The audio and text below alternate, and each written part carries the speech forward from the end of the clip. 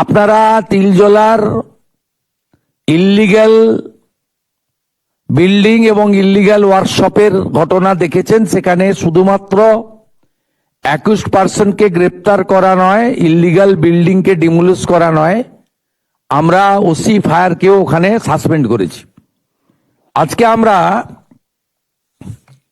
এই প্রেসিডেন্সি জেলের ঘটনায় দুজনকে সাসপেন্ড করছি। একজন Mister N Kujur, superintendent of Presidency correctional home, আরেকজন দীপ্ত ঘোড়াই, chief controller of Presidency correctional home. শুধুমাত্র এইটা উদ্ধার করে ওদের আইসোলেশন সেলে পাঠানো নয়, যাদের উপর দায়িত্ব দেওয়া আছে তাদেরকে বিরুদ্ধে প্রশাসনিক এবং ডিপার্টমেন্টাল লফুল অ্যাকশন যেটা আমরা নিতে পারি, সেই অ্যাকশনটা দিয়ে আমরা গোটা রাজ্যের সমস্ত অথরিটি এবং আধিকারিকদের এই বার্তা দিতে চাই, এবার থেকে সাবধান এবং সতর্ক হয়ে আপনাকে যে দায়িত্ব দেওয়া আছে, আপনার যে অ্যাকাউন্টেবিলিটি রয়েছে, সেই কাজটা করুন। শুধুমাত্র 21% এগেনস্টে অ্যাকশন নয়, কর্তব্যে অবহেলার জন্য এটি একটি দ্বিতীয় বড় পদক্ষেপ তিলজলার ফায়ারের পরে। গতকাল সন্ধ্যায় আমরা কলকাতা পুলিশ আর গাইডেন্স অফ সিএসএইচএস ডিজি ওনাদের হেল্প নিয়ে করেছে।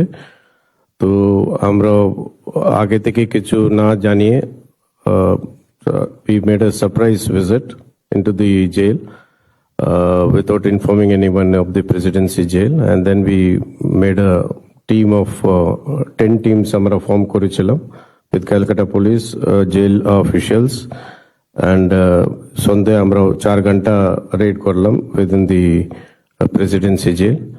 এই করে বিভিন্ন জায়গা থেকে যেখানে আমরা ভাবতে পারবো না ওখানে রাখবে মোবাইল, ও জায়গাগুলো থেকে আমরা উদ্ধার করতে পেরেছে। এটা আমাদের একটা I opener. And total of 23 mobiles have been recovered. এরপরে আমরা 23 হ্যাজ বিন রিকভার্ড, 23। তো এরপর অ্যাজ পার দি ল আমরা কেস করব। এটা কেস করে কিভাবে আসলো, কোথা থেকে আসলো, কার সঙ্গে কথা হলো, এগুলো further investigation will be carried on. Thank you sir.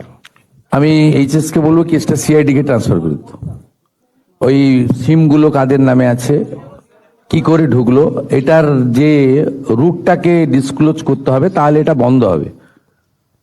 ওদের রেকমেন্ডেশন নিয়ে কেস সিআইডি কে ট্রান্সফার করে দেন। জেলের ভিতরে কি মোবাইল ফোন থাকা উচিত? আপনাকে আমি প্রশ্ন করছি, উত্তর দিন। তার জেলের মধ্যে মোবাইল ফোন কি ইউজ করার পারমিশন রয়েছে? একেবারেই নয়। প্রত্যেকটা জেলে ল্যান্ড ফোন রয়েছে, বাড়ির সঙ্গে কথা বলতে পারে। সুপ্রিম কোর্টের নির্দিষ্ট গাইডলাইন রয়েছে প্রিজনাররা কি কি বেনিফিট পান। ওই জন্য প্রিজন বলা হয় না, কারেকশনাল হোম বলা হয়, সংশোধনাগার। সুপ্রিম কোর্টের যে গাইডলাইন আছে ফুললি 100% ইমপ্লিমেন্ট হবে, হচ্ছে। তাহলে এটা তো সিম্বলিক। আমরা ইনপুট পেয়েছি, ইভিনিং এ অ্যাকশন হয়েছে, 4 ঘন্টার অপারেশন হয়েছে, কয়েক ঘন্টার মধ্যে আমরা আপনাদের সামনে নিয়ে এসেছি।